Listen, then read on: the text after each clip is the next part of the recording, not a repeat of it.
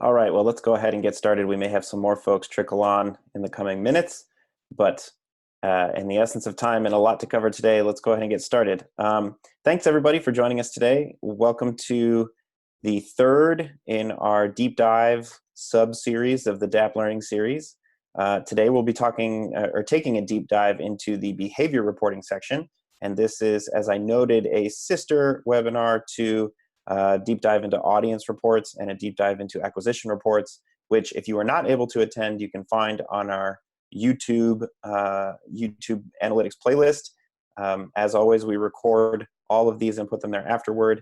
And if you don't know where that is, we'll be sending you a link in the follow-up email after this so you can find all of that good information. My name is Tim Loudon. I'm the manager of the digital analytics program here at GSA. I'm joined today by my colleagues Alex and Lauren from DigitalGov University, who make these webinars possible, and also my inimitable colleague Freddie Blicker, who will be in the chat room. For any of you that have questions during the webinar, please go ahead and put it in the chat box, and Freddie will be relaying those back to me at the end of the webinar if we have time, or if they're specific, he may answer them right there in the chat, so please do that. This is a 1-hour webinar. And I'm hoping that we won't go over, and I'm hoping that we'll also have time for questions at the end. But of note, the slides will be available on the event page on digital.gov in the next day or so after this, and I have included some links. So if you need to refer back, go ahead and go there to get those slides. And as I mentioned before, it'll be up on our YouTube analytics playlist as well. Okay, so let's talk about behavior reports today. Oh, I need to actually be able to cycle slides. At its core, the behavior section tells you the what of what your users are doing.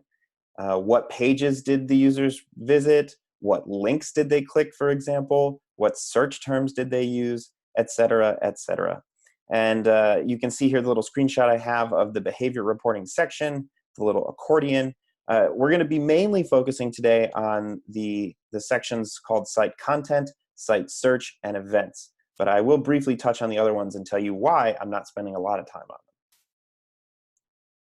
So firstly, let's cover the reports that I don't use that much and why.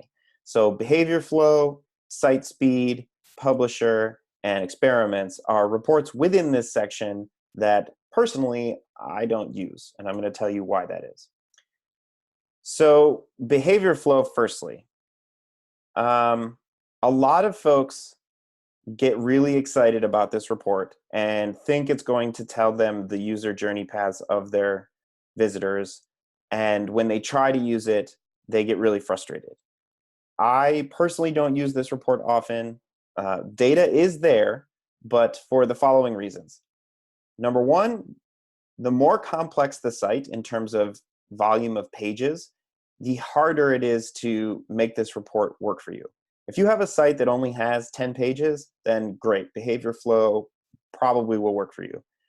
The vast majority of us in government don't have 10-page websites. We have like hundreds of pages websites or thousands of pages websites. And things just get too complicated because Google lumps everything into bigger buckets. You can see down here it says 48 more pages. Stuff like that. And I'll go to Google Analytics and actually show you what this looks like as well.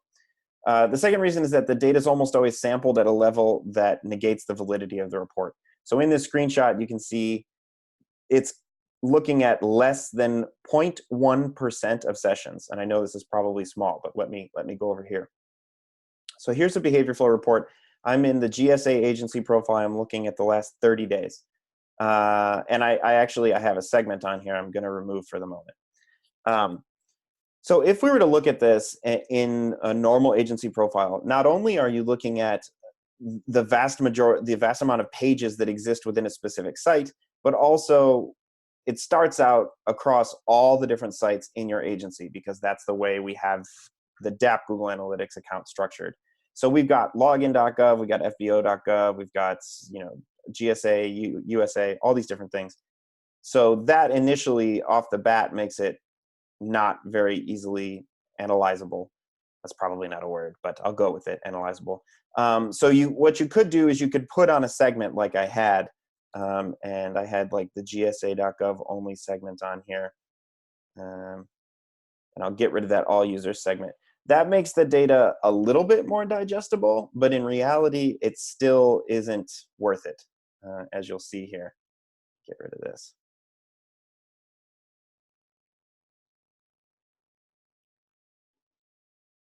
So even if I limit it to show GSA.gov only, and we'll take a look at one of these segments in just a little while, it still has less than 0.1% of sessions, which is not something I want to trust.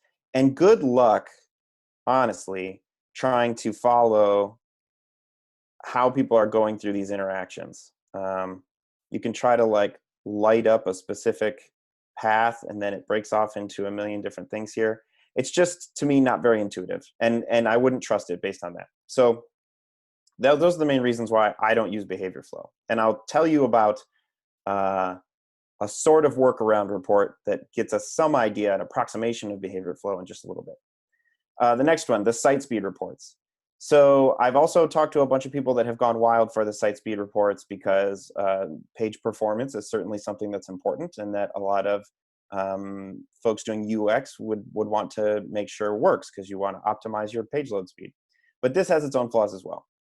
The first thing is they hide the fact that the data is based on a tiny, tiny, tiny sample. If you look in the actual, if you go to the site speed report in Google Analytics, they just show you page load time and page views. They don't give you this third metric, where if you were to build a custom report and you were to replicate exactly what you see in the site speed reports, but you can add in another metric. I think it's called page load sample. I think that's what the metric's called. If you load page load sample, you would find that like you might have 3 million total page views, and the average page load time is 1.57 seconds. But the 1.57 seconds is based on, of those 3.4 million, they actually only sampled like 200 of them. It's an incredibly low sample amount if you were to build the custom report and see it. So again, not something that's completely reliable. I have a link here that talks about this issue. If you want to read more about it, when you get these slides, you can click, and this is just a blog post that talks about the issues with the samples on the site speed reports. But the other thing is that it doesn't break it down by device or browser, which can definitely make a difference. Loading the same page on a desktop and on a mobile device can very drastically change the page load time. And the default report doesn't give you any information on that. And I know maybe some of you might be thinking, well, but we can add a segment for mobile devices, for example. I guess that's true. But when you're already basing the information on an incredibly small sample, I don't think you want to actually get any, like, dice that sample up any further and then rely on that information. So there are a couple things you can do here.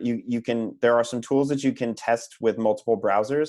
And also there's a tool called Google Page Speed Insights, where if I enter, say, analytics.usa.gov in Page Speed Insights, and you can just Google for this, Google Page Speed Insights, it will actually do an analysis and give me a report that, number one, breaks down the scores between mobile and desktop. So you can see here, it starts out giving me a score for mobile. So analytics.usa.gov has a mobile score of 75. And it shows you the pages that they attempted to load. It shows you opportunities to speed things up, and gives you some interesting things to check if you'd like to try to optimize. If I go to desktop, for example, see here, analytics.usa.gov scores much higher, 98. It loads very quickly, and we've got far less things to try to fix. So the fact that, the mobile experience versus the desktop experience has that much difference, I think is a really good reason to try to make sure that you're delineating between device types. Now, granted, okay, yeah, it's true that this is just a single test. There are also tools out there that you can try to test page load performance, and they simulate different browsers. So within the tool, you could simulate a page load on Chrome versus Safari versus Firefox versus Edge, whatever you want to do. And so I think all those tools, while it's more work, certainly, it's a better way to try to get that information than relying on what's in Google Analytics. And PageSpeed Insights also has an API. I think you could even like input a batch of URLs and use the API to run diagnostics on them. I haven't done that myself, but something to look into. Okay. The next two are really easy. So publisher and experiments. So the publisher reports, if you go there, and we can try to go there here. If I go to the publisher overview, you'll get this right here. So it doesn't even allow you to see any data. You need to link AdSense or AdExchange to your analytics property in order to see the publisher reports. So being that in the DAP account, we don't enable any integrations with any ads, with Google Ads or AdSense or AdExchange or any ads. We don't do any integrations with ads. That's not the purpose of our program. You just can't see that information. Now, you can certainly, if you have your own Google Analytics account that you manage at your agency, you're welcome to do whatever you see fit on that account. I don't think that the vast majority of government sites use AdSense or AdExchange, so I think generally this is kind of not applicable. I know some government accounts do use Google Ads, but I've not seen any use these two specific ones. Okay, finally, experiments. So experiments was a section of reporting that was designed to try to simulate A/B testing within the Google Analytics interface, and it's no longer supported. So if you go there now, what you'll see is if you had ever run any experiments, you'll see a read-only version of those particular experiments, but you can't do any editing of them and you can't change them. I think eventually Google will just remove the experiments section right out of the behavior reports. They recommend now using Google Optimize. That's Google's free A/B testing tool that came out after they tried using experiments. Obviously, there are a whole bunch of tools you can use for A/B testing. Optimizely, I think you can A/B test with Hotjar. You can do sort of your own ad hoc A/B testing if you're really good with tag manager systems. So A/B testing, definitely important. We definitely encourage A/B testing, but can't do it with the experiments anymore. Okay, so what does that leave us, right? We don't we don't recommend using behavior flow. We don't recommend using site speed. We can't use publisher, and we can't use experiments. You might think, wow, well, that's a big chunk of the whole behavior section. Well, we still have plenty to look at and to analyze and to talk about today. So we're going to start with the all pages report, which, as you can see, is under site content. And we're going to talk about all four of these site content reports because they are very, very important. So starting with all pages, what does this help you do? So you get to see the sort of bread and butter page metrics. So the very baseline things that everybody wants to talk about and learn, you know, the ever so popular page views metric, which I will, as I always do, I will give the disclaimer that you should not be judging the success of your website based on page views alone. But page views taken into context with other things is certainly important. So you get those. You can search for specific pages in this report if you want to just look for one specific page. You can add secondary dimensions for more insight, which we'll do in a second. I'll demo it. And the hidden gem, the way to approximate the behavior flow report that I don't recommend using is the navigation summary report. So let's take a look at that and kind of play around with the different things we can do with all pages. So you would navigate to it by, under the behavior section, opening up the accordion for site content on the left-hand side, and then clicking all pages. So again, I'm in the GSA profile. I'm going to remove this segment that I had there before. I'm looking at the last 30 days. Now, one thing you'll note if you don't have any segments put on is that, of course, you're going to have all the data for all the GSA participating DAP sites in here. So again, we've got various different domains. Now, it doesn't matter as much for this report if you're looking just for a specific page. So let's say I know one of the most popular pages on gsa.gov is the per diem page. So one of the things I can do, and one of the most powerful things, is if I'm just looking really quickly and I want to get some quick stats on a specific page, I can, let's say I don't even know the URL. I just know the URL contains the words per diem. So I can type in per diem, I can search for that, and it will bring up all the pages that contain that string. So we've got a bunch of different per diem rates. This looks like different states of how someone would look up the per diem rates. But the main page here, gsa.gov/travel/planbook per diem rates. That's the one right there. And we've got, as I said, our bread and butter sort of metrics. We've got page views, unique page views, time on page, entrances, bounce rate, percent exit, and we don't assign any page values in DAP, so you won't have that. But this is a good way that you can, you can be able to add pretty quickly if you're looking to just look up some information about some specific pages. If you just put a page up a month ago and you really just want to quickly check the pulse of it, you can check it out and see how many page views it's got. Now, what else can we do here? If I click onto a specific page, it will then isolate it. So then now we just have one row of data. Now from here, the second really cool trick is to use secondary dimensions. So I know there were 1.2 million total page views in the last month for this particular page. You can see there's obvious dips on the weekends. But if I wanted to know, okay, well, what city are those coming from? I can add a secondary dimension, and it will take this 1.2 million page views, and it'll take all the metrics really, and it will break it down by row as per each city. So not set, sometimes we just don't have an affiliated city. So unfortunately, we just have to deal with that. That happens. But we can see, makes sense. Washington as a city has the most amount of page views, then New York, and then Austin, Houston, Denver, Los Angeles. These things kind of make sense. Albany's kind of an interesting one. I wouldn't have expected Albany.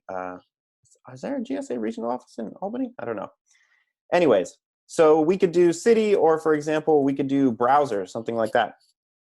And I could say, I'm really interested in knowing which browsers people were using. And so any of the dimensions that Google has data for, you could overlay in an all pages report where you isolate a specific page and really break down that information. So the vast majority of people looking up the gsa.gov per diem rates is Chrome. Oh, I know why there's probably Albany. It doesn't have to do with GSA at all. It's because the per diem rates are across government. So there's some government presence in Albany, capital of New York.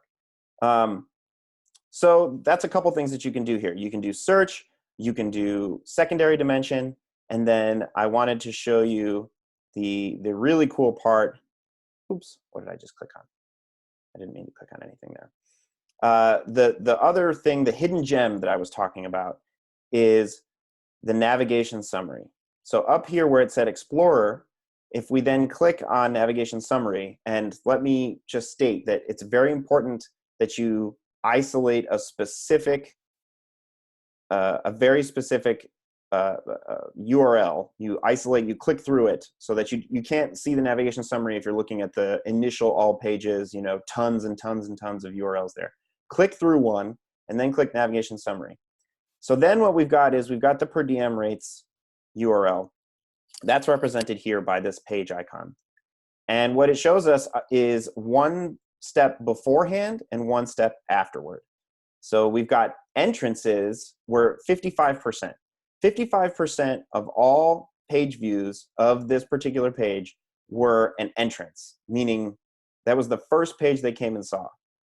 So that's pretty interesting. That's definitely a page that people are finding a lot, probably via Google or being referred from other sites. It's not something that they usually navigate to from elsewhere in gsa.gov. 44% of all the traffic actually came from within gsa.gov. So if it came from within gsa.gov, where did it come from? And you can see here what's interesting is that it's other, oh, I see, it's state. So we have a little query parameter here that's been whitelisted in that gives us the state. So it's saying, okay, they're looking up they looked up for a specific state, and then they probably went back to the per diem rates. Some folks come from gsa.gov/travel resources. So this makes sense that probably if they came from travel resources, they came there, then went here. This one makes me wonder if folks actually clicked a specific state and then they went back and they clicked back to the per diem rates. But anyways, so now, okay, you can see here, what are the pages that people are at right before they visit this one, and what percentage are entrances? And then we can do the same thing with after. After folks visit the sort of landing page for per diem rates, then what do? And it's, here we go, we got all these states. So folks are looking it up by state. So certainly I think these ones that you see are folks that hit the back button and go back to the main page. But anyways, you can do this with any page in the All Pages report. And it's super powerful because, like I said, it's sort of approximating what you would see in the behavior flow report. It's just doing it three steps at a time: the before, the current, and the after. And you can try to piece things together based on to make a whole user journey based on that. So navigation summary, really, really valuable tool. Moving on. The next report that we're going to talk about is the content drill down report. And you'll see how this is a little bit different than All Pages. This is a quick way, number one, it's the quickest way to get metrics for a site as a whole in a time frame. So because DAP is configured the way it is and we have so many different sites, the quickest way to just see traffic for an entire site is to look quickly in the content drill down report. And I'll show you that in a second. Beyond that, once you click into a site, you're able to view metrics by a directory, meaning groups of pages.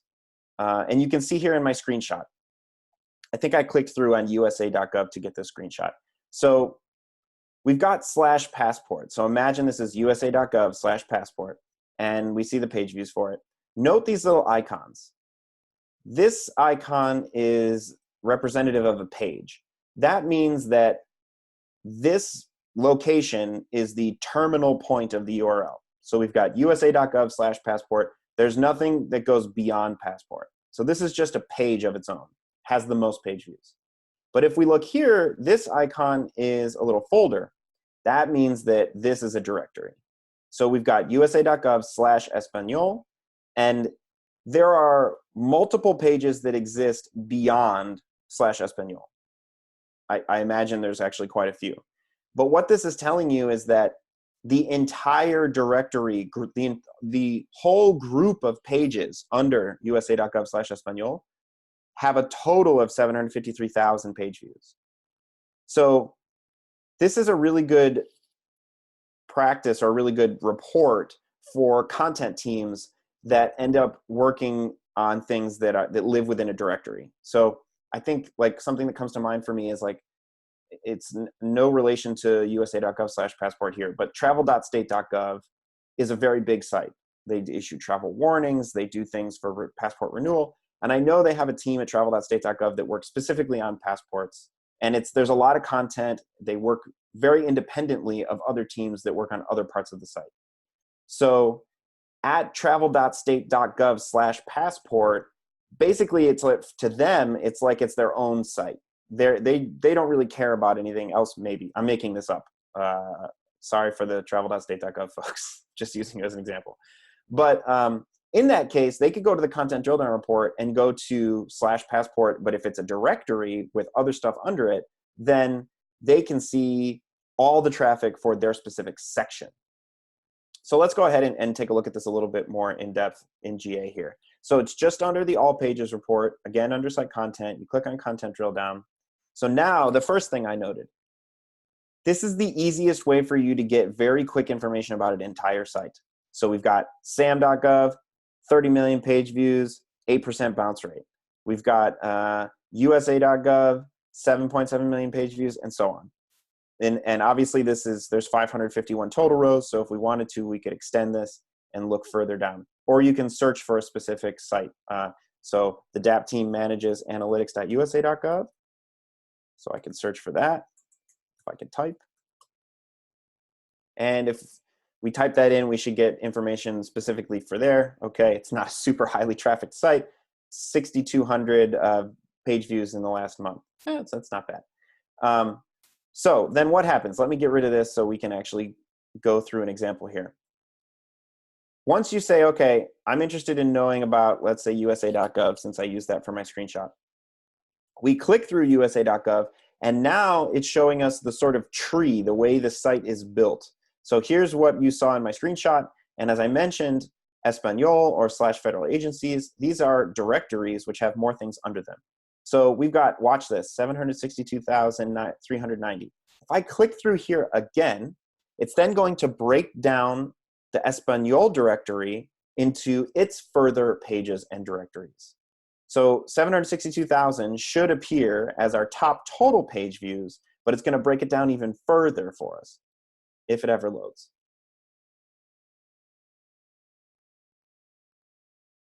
Come on, Google. You can do it. Maybe we'll have to come back. Oh, there it is. So now we've got, okay, we've got another directory at the top for federal agencies. But you see here we've got terminal pages. So this would be usa.gov/Espanol/Residencia Permanente, right? So like that is the path that we just followed. But now this is, see, we still got 762,000 in all of /Espanol, but we've broken it down into the pages and directories within that. And notice we've got 311 rows down here. So there's a lot. And then, okay, if we click through the Agencias Federales, again, it would then break it down. These 82,000 page views, let's break them down into everything that exists beyond usa.gov/Espanol/Agencias Federales, right? So that's how this works for the content drill down. You are digging piece by piece through the taxonomy of your site. And if your site, to be honest with you, and to be totally frank, if your site is not set up with a good directory system, this will be useless to you.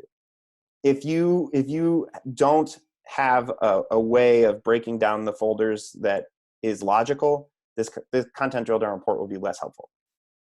But if you do have content drill, or if you do have a taxonomy that does this, and you have teams that work on specific directories that exist within your site, it's a really good way for you to be able to see that information.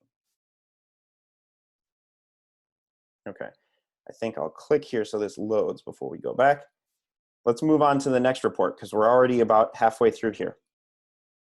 Landing pages.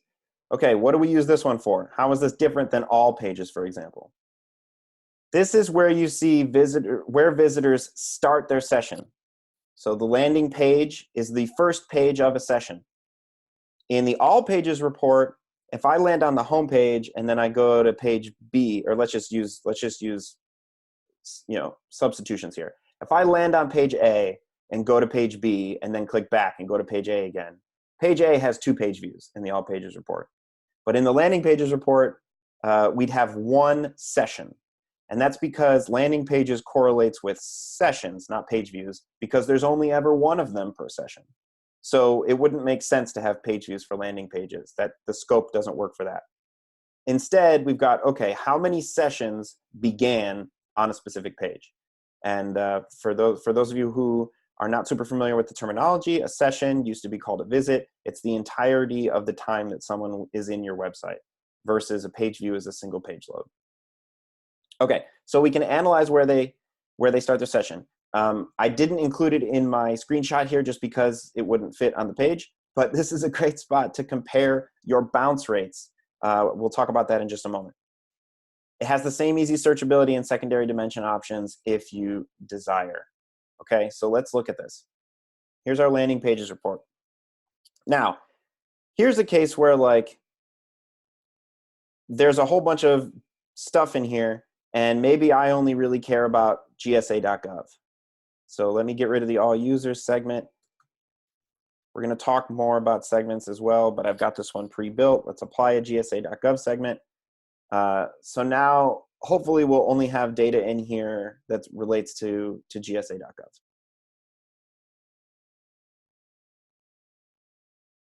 Come on, Google.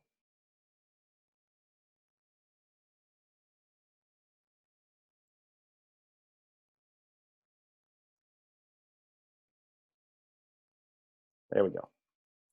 Okay, so you see here we've got gsa.gov, book your per diem rates, right? We knew that was a highly visited one. Per diem rates lookup, gsa.gov. Here's an interesting one that just has node. But now what we can do here is we can say, okay, 687,000 sessions in this time frame began on this page. Now, this is where I recommend you look at bounce rate, because if you've ever watched any of our other trainings that Freddie and I do, you probably remember us harping on the fact that bounce rate is a metric that a lot of folks look at and think that if it's high, it's automatically really bad. It's not always automatically really bad. It really depends on what you're looking to, what the page is supposed to do. So in this case, the per diem rates page, it has a really low bounce rate, 13.86%. I think that makes sense because it seems pretty evident that you need to click somewhere else. You need to look at something else in order to actually get the per diem rates. I could like try to go there real quick and we can see if that is the case. So yeah, so I need to click on a state or put in information just to get the rates. Now, if this were a page like, let's say like the OPM page for a GS scale for Washington or something, where all the information is just on the page and someone could land here, get the information and leave, then a high bounce rate would probably not be something that we would want, or a high bounce rate would be fine, actually, sorry. Because if you're not asking the user to complete another action in order to get information or content, then it doesn't really matter if the bounce rate's high. If you're conveying the information you need to without having them visit other pages, then fine. But in this case, the book your per diem or per diem rates, it makes sense that if the bounce rate were high, it would mean folks were confused. They didn't know to click on a state, or they needed to, something wasn't loading correctly for them so that they couldn't actually do a lookup of a particular region's per diem rates. So that's where I think like this is the best report to sort of compare things for bounce rate and really go on a page-by-page basis and think about bounce rate. Don't take bounce rate as an entire site metric and be like, oh, our site has a 70% bounce rate, that's bad, or our site has a 10% bounce rate, that's good. It may be bad or it may be good, but it really is a page-by-page level metric. And I encourage you to think about what those pages are trying to convey. Okay, so we can see where people are landing. I mean, we're way beyond the point where the home page isn't always the most landed on page. You can see here, 9% of all traffic to the site starts on gsa.gov homepage. Almost a third of the traffic to gsa.gov is coming directly to this per diem rates page. And 10% here is another one, and so on and so on.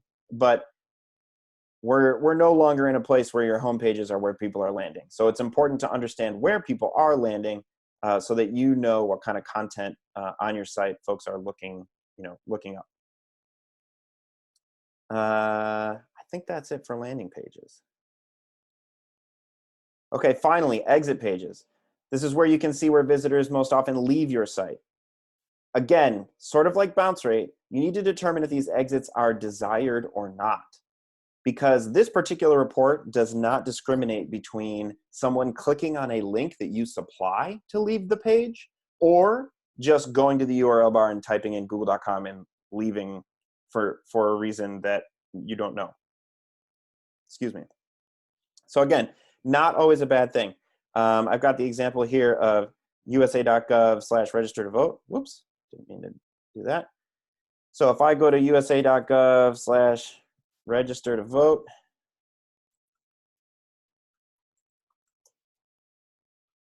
so this is a page that's designed to bring you other places. You can register online at ncsl.org. You can download something. You can start your voter registration. This takes you out to vote.gov. It leaves usa.gov. So if someone were to land here and click on one of these links, it's not a bad thing that they're exiting from this page, because the point of this page is to direct people outside of the site to do various different activities. So just keep in mind for this one, it's not always a bad thing. Oh, let's go to the exit pages here. If your homepage is something that is heavily exited, then that could be a bad thing. Like here's gsa.gov. Okay, we have quite a few exits there, 5%. That means people might be landing on gsa.gov, not finding what they wanted and leaving. It would make sense to me for people to be leaving the per diem rates page because they're going there, they're looking it up, and then they're getting their answer and they're leaving, right? So that doesn't seem to be too big of a deal. I've still got this segment applied here, which is why we're only seeing gsa.gov information. This is valuable for you to try to take a look and understand where folks are exiting. In the case like we saw with USA.gov, the voter registration page, what you can do is if you have a bunch of what we call outbound links, so this is going to vote.gov, going to ncsl.gov. If you have a bunch of outbound links, you can see how many times those links were clicked on your page in the events section, because DAP automatically tracks outbound link clicks. So we'll review that in just a second when we get to events. But that's one way you can take your exit pages report and compare it with your outbound links report and look at the gap. So maybe if this particular page had 10,000 exits in a given time period, and you went and looked in the events and you said, okay, on this particular page, how many outbound link clicks were there? And that was 8,500, then you know that 85% of all your exits are because people are clicking where you wanted them to click, and 15% are because folks just read this, said, okay, I'm done with you, and they went up here and left, or closed the tab or something else, right? Hope that makes sense. Okay, my recommendation: recreate each of these reports as a custom report with the specific site you're interested in for at-a-glance analysis. So what you saw me do here is I put on this segment. That's another option that you have. I personally prefer custom reports. It's really a matter of preference. But what I do is, instead of having to go to all pages and then like look up GSA.gov stuff, or go to landing pages and put a segment on, I like to recreate basically everything we see here, the dimensions and metrics, as a custom report, and then just put a filter on it that says host name exactly matches GSA.gov or whatever I'm interested in. I've got the link here to our former webinar on custom reports, and so that can help you create them. I think I can maybe even also send out something that'll help you on your way, where you just need to add in the filter at the end in the follow-up email, the follow-up email might be already set. But we can help you if you have problems with this. I recommend doing it. Make it so, right? That's the easiest way for you to go in and get all pages information for your particular site. Okay, moving on. Site search reports. In the DAP account, these reports will be pretty useless to you unless you either apply a segment or make the custom report. And why is that? Well, if I go to the site search report section here and go to, say, search terms, again, thinking about the logic of this, because I'm in the GSA profile, you might be in whatever your own agency is. If I go to search terms without a segment on, this would be showing me all the search terms for all of GSA websites. So there's, I don't know, dozens of GSA websites that are contributing information to this report if you look at it on its own. So if you like work at Department of Commerce, or let's say you work at USPTO and you have to go to the Commerce profile, don't just scroll down here and assume that all this is actually for PTO. It's not. It's PTO, it's commerce.gov, it's what else is NIST, it's NOAA. All those different agencies that have sites that participate in DAP, all the information will be here. So instead, you have to narrow it down. So here's how we can narrow it down. On GSA.gov, if I go to GSA.gov and I go to my site search GSA.gov, and I type in test, what happens? Well, it goes to search.gsa.gov. Okay. So what I did was, I'm creating a segment where I want to get information only for search terms within the domain search.gsa.gov. So I've created a report here with a metric of total unique searches, and the dimension drill down is search term. And then this is the bread and butter part here. The filter is include hostname exactly matches search.gsa.gov. If this seems a little foreign to you, that's okay. We have another webinar on custom reports. If any of you are confused right now, I recommend you watch that. It'll help you out. I can't spend too much time on it today because of our time constraints. But creating that custom report then gives me all the search.gsa.gov data. Surprise, surprise, mileage rate, per diem rate, Those are the biggest things that people go to GSA.gov and search for.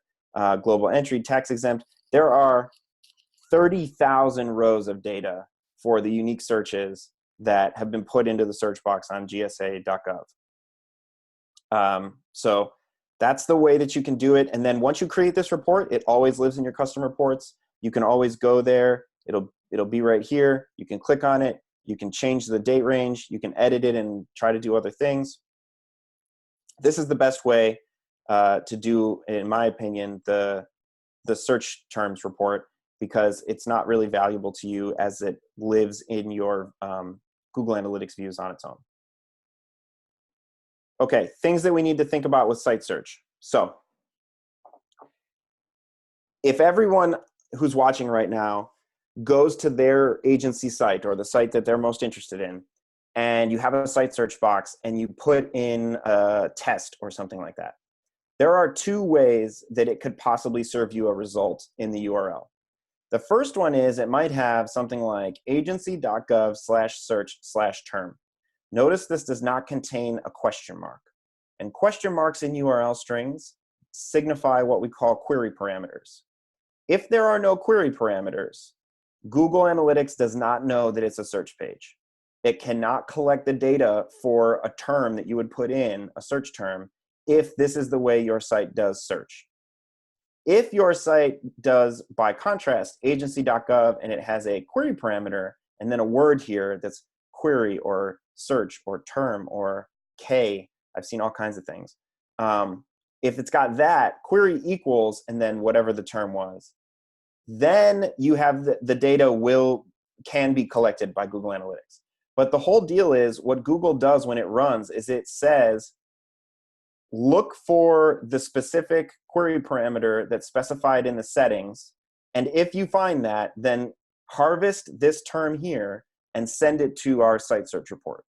So if you go and check your site and you've got this, and there's no query parameter to look for, it can't do it. Instead, your information would just be in the all pages report, because this just looks like a normal page. So you could then, in the all pages report, you could search for agency.gov/search and I guess get all the listings of the pages, and the last particular word would be the terms.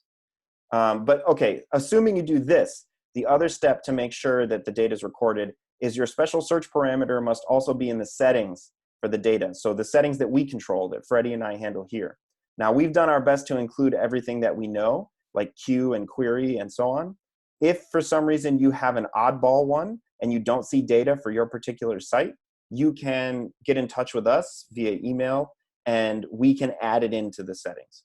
But most of them should be there. And basically, like I said, Google Analytics runs and it says, oh, hey, they specified that their search parameter is query, so grab this thing and put it in the report. And then that's how we get, because this, you can see the test here.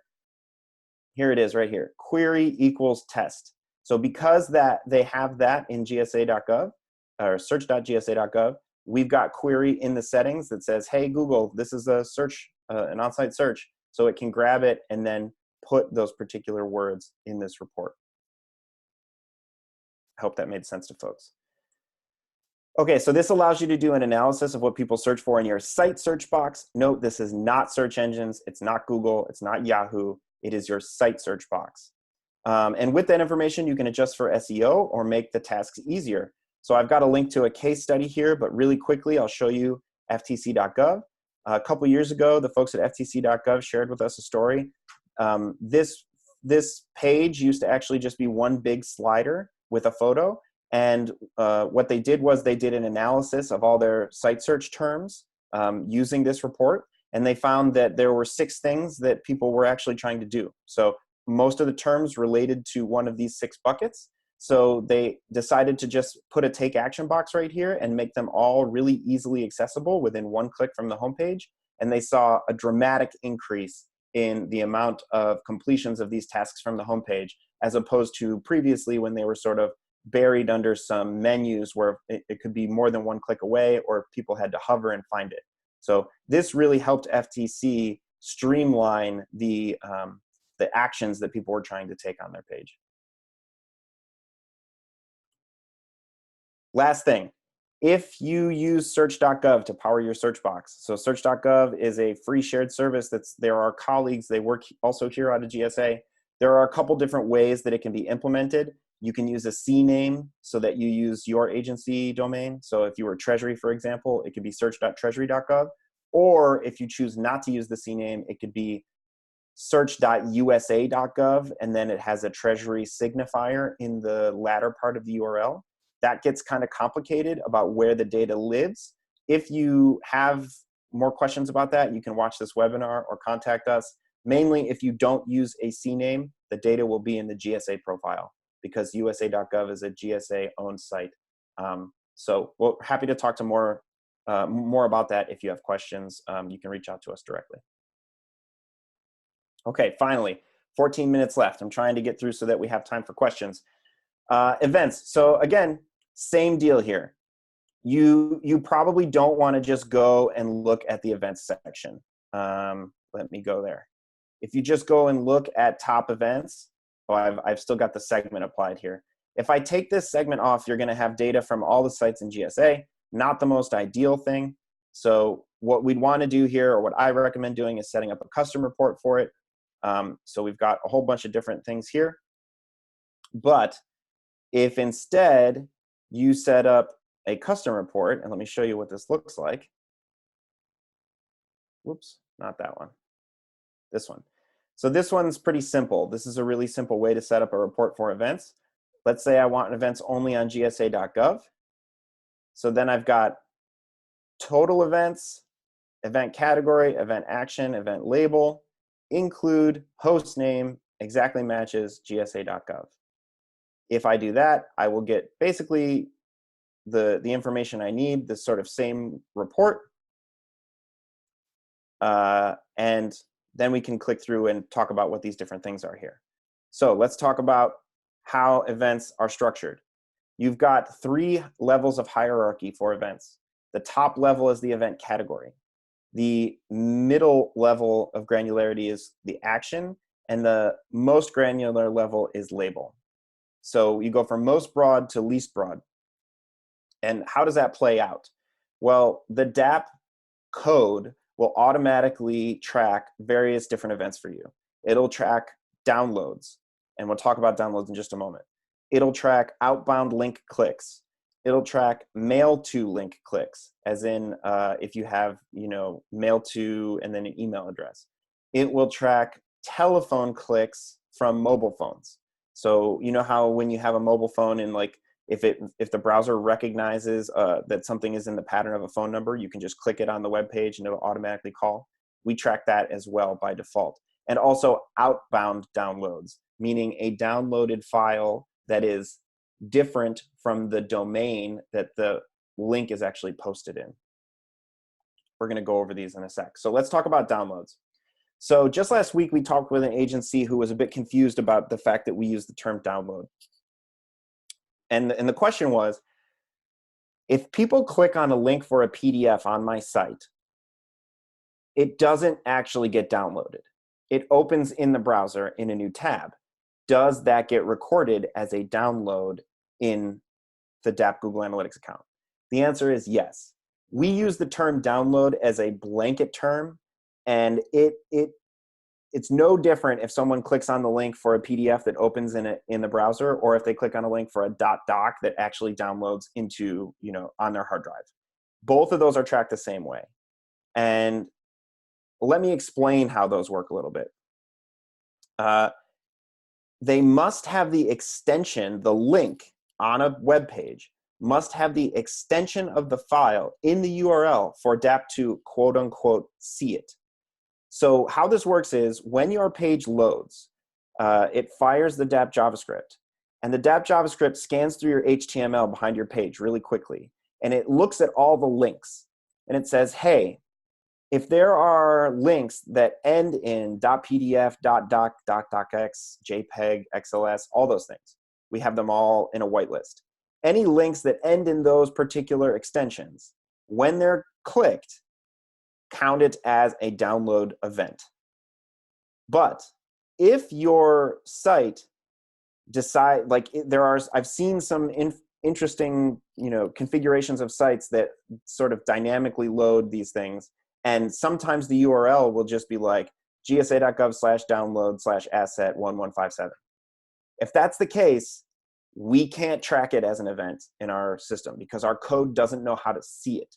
So it's looking for things that end with the extensions.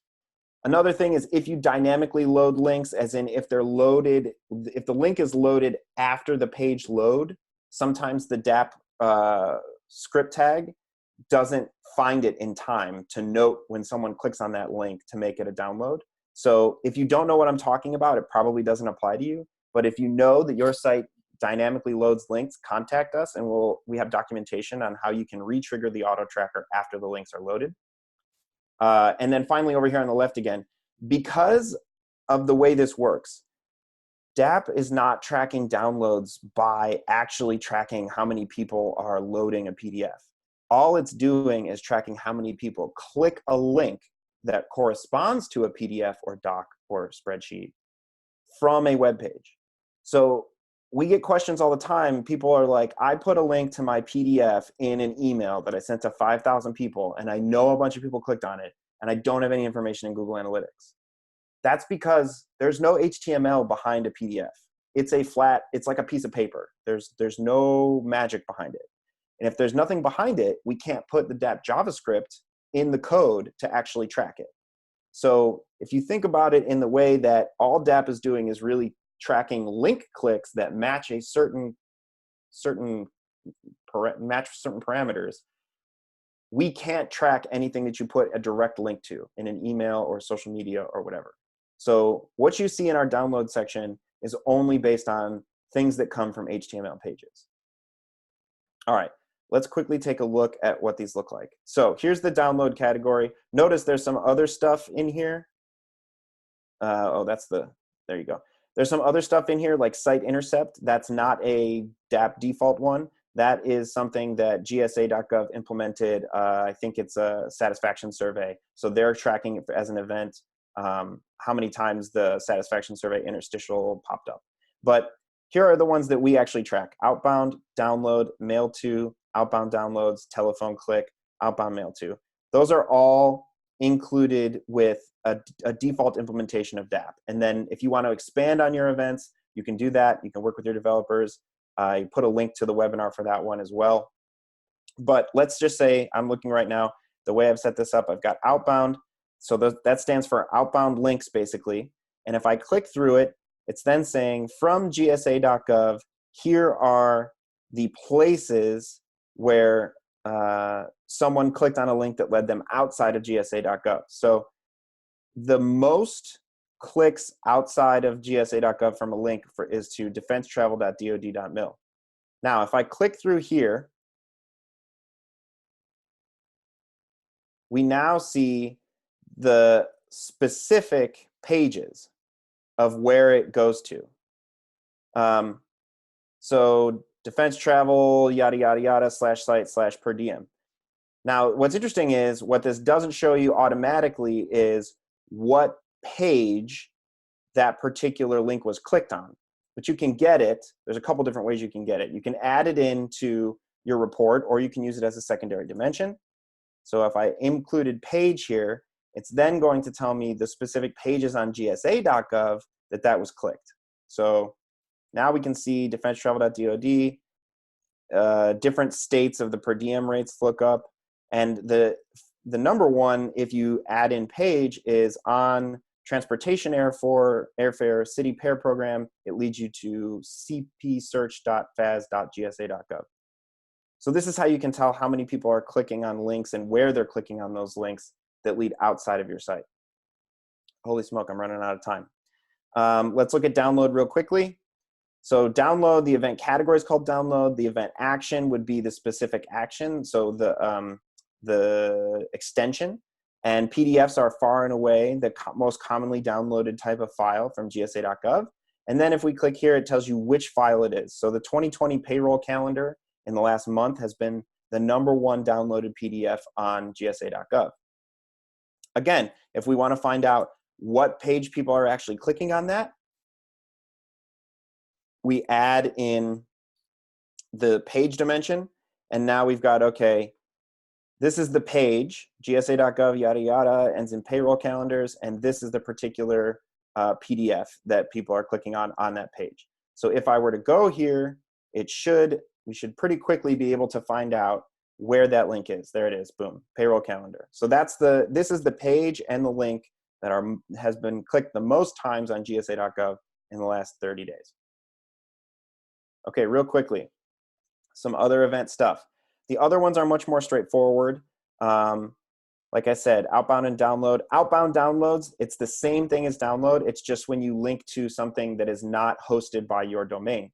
So if gsa.gov posts a policy PDF that's hosted by OMB, and the link is to omb.gov/something something something.pdf, that would go under outbound downloads rather than just download. Just download means it's hosted by GSA as well.